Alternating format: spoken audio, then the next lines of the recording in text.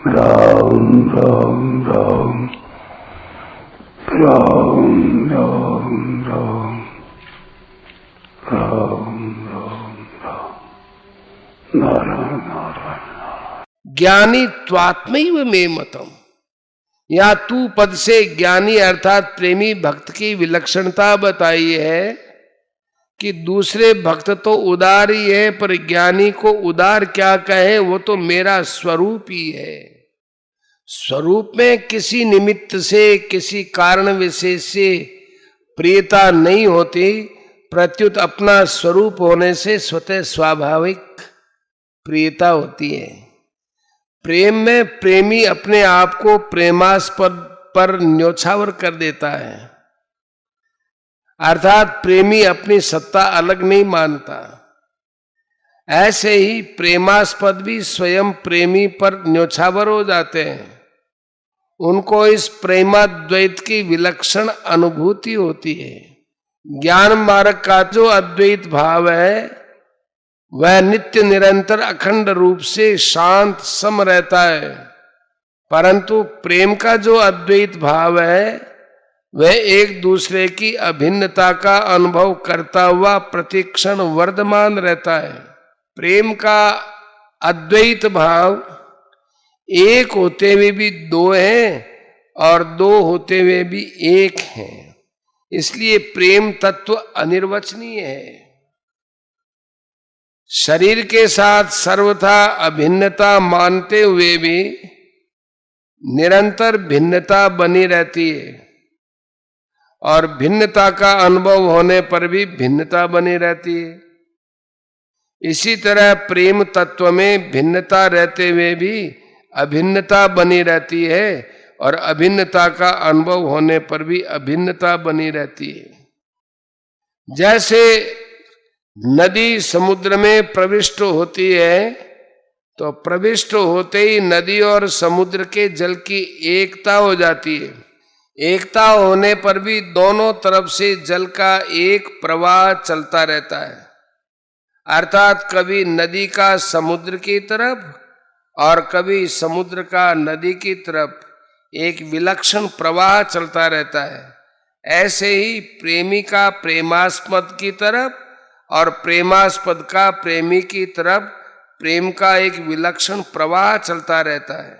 उनका नित्य योग में वियोग और वियोग में नित्य योग, इस प्रकार प्रेम की एक विलक्षण लीला अनंत रूप से अनंत काल तक चलती रहती है। उसमें कौन प्रेमास्पद है और कौन प्रेमी है इसका ख्याल नहीं रहता। वह दोनों ही प्रेमास्पद है और दोनों ही प्रेमी है। यही ज्ञानी त्वात्मैव मे मतम तात्पर्य है। आस्थित स ही युक्तात्मा मामेवानुत्तमांगतिम। क्योंकि जिससे उत्तम गति कोई नहीं होती, ऐसे सर्वोपरि मुझ में ही उसकी दृढ़ स्थिति है। केवल भगवान ही मेरे हैं, इस प्रकार मुझ में उसका जो अपनापन है, उसमें अनुकूलता प्रतिकूलता को लेकर किंचन मात्र भी फर्क नहीं पड़ता, प्रत्युत वह अपनापन दृढ़ होता और बढ़ता ही चला जाता है। वह युक्तात्मा है, अर्थात वह किसी भी अवस्था में मुझसे अलग नहीं होता, प्रत्युत सदा मेरे से अभिन्न रहता है। कौन? ज्ञानी भक्त। परिशिष्ट भाव। सांसारिक अर्थार्थी भगवान को छोड़कर केवल अर्थ को ही चाहता है, अतः वह झूठ कपट बेईमानी आदि का भक्त होता है। उसके भीतर धन का महत्व ज्यादा होने से वो उदार नहीं होता है, प्रत्युत महान कृपण होता है, अतः उसके लिए उदार शब्द लागू नहीं होता। परंतु जो अर्थार्थी भगवान का भक्त हो जाता है, उसके भीतर अर्थ का महत्व न होकर भगवान का महत्व होता है, इसलिए उसमें कृपणता नहीं होती, प्रत्युत उदारता होती है। अतः उसको भगवान ने यहाँ उदार कहा है। यह उदार भाव का अर्थ है त्याग।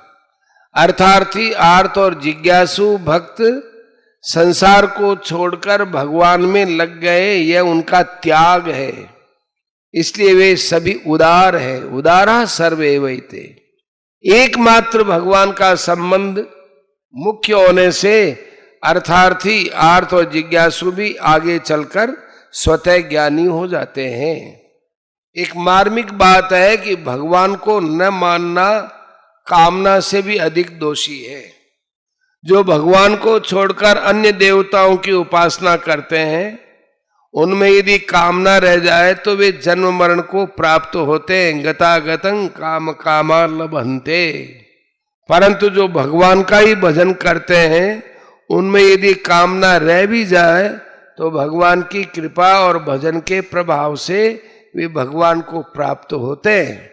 कारण कि मनुष्य का किसी भी तरह से भगवान के साथ संबंध जुड़ जाए तो वह भगवान को ही प्राप्त होता है, क्योंकि वह मूल में भगवान का ही अंश है। अर्थार्थी, आर्त और जिज्ञासु तीनों को ही भगवान ने यह उदार कहा। परंतु जो भगवान के सिवाय अन्य का भजन करने वाले हैं, उनको भगवान ने उदार न कहकर अल्प मेधा कहा है।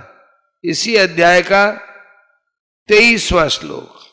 और उनके भजन को अविधि पूर्वक किया गया बताया है 9वें अध्याय का 23वां श्लोक। देवताओं को भगवान से अलग समझने के कारण, अर्थात देवताओं में भगवत बुद्धि न होने के कारण तथा कामना भी होने के कारण उनकी उपासना अविधि पूर्वक है।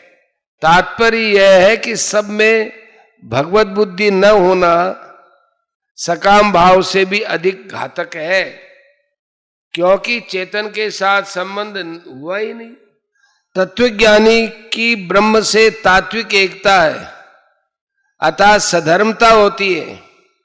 परंतु भक्त की भगवान के साथ आत्मीय एकता होती है। ज्ञानी त्वात्मैव मे मतम। तत्वज्ञानी की तात्विक एकता में जीव और ब्रह्म में अभेद हो जाता है।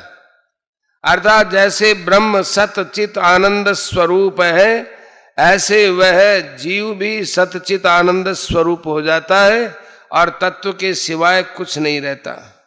परंतु भक्त की आत्मीय एकता में जीव और भगवान में अभिन्नता हो जाती है। अभिन्नता में भक्त और भगवान एक होते हुए भी प्रेम के लिए दो हो जाते हैं। उनमें दोनों ही प्रेमी और दोनों ही प्रेमास्पद होते हैं, इसलिए वे दो होते हुए भी एक ही रहते हैं। जीव परमात्मा का अंश है, अतः वह परमात्मा से जितना जितना दूर जाता है उतना उतना अहंकार दृढ़ होता है, और वह ज्यों ज्यों परमात्मा की तरफ आता है त्यों त्यों अहंकार मिटता जाता है। स्वरूप में स्थित होने पर भी सूक्ष्म अहम की गंध रहती है, परंतु प्रेम में परमात्मा के साथ अभिन्नता होने पर जीव का अपरा प्रकृति से सर्वथा संबंध विच्छेद हो जाता है और अहंकार सर्वथा मिट जाता है, क्योंकि अहंकार अपरा प्रकृति का ही कार्य है। इसलिए भगवान ने कहा है ज्ञानी त्वात्मैव मे मतम। अर्थार्थी, आर्त और जिज्ञासु में क्रमशः अपनी स्वतंत्र सत्ता माने अहंता कम होती जाती है और ज्ञानी में अपनी स्वतंत्र सत्ता बिल्कुल नहीं रहती। इसलिए त्वात्मैव पद का तात्पर्य है कि प्रेमी भक्त की स्वतंत्र सत्ता नहीं रही, प्रत्युत केवल भगवान ही रहे। अर्थात प्रेमी के रूप में साक्षात भगवान ही है। तस्मिंस्तज्जने भेदा भावात, नारद भक्ति सूत्र। यह आत्मीयता भक्ति के लिए स्वीकृत द्वैत है, जो ज्ञान योग के अद्वैत से भी सुंदर है। भक्त्यर्थम कल्पितम द्वैतम अद्वैतादपि सुंदरम। बोधसार भक्ति प्रसंग 42वां सूत्र। यह ऐसा भी माना जा सकता है कि भक्त्यर्थम स्वीकृतम द्वैतम अद्वैतादपि सुंदरम। मामेवानुत्तमांगतिम।